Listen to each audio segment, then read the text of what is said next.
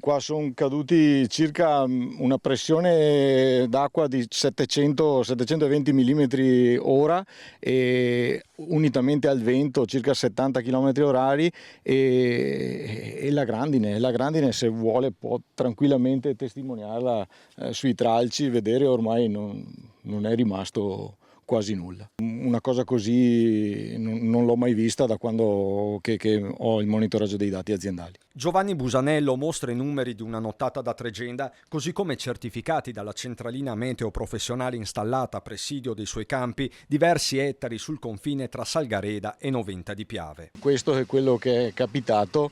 In 10 minuti furibondi e il risultato lo testimoniano le immagini. In via Concordia poche le colture risparmiate, così i vigneti dell'azienda dell'ex campione di nuoto Leonardo Tumiotto, dove si è recato anche il sindaco di Salgareda Andrea Favaretto, che ha incontrato mamma e sorella. Erano proprio disperate perché lavorare tanto e poi trovarsi con almeno il 50-60% del raccolto danneggiato.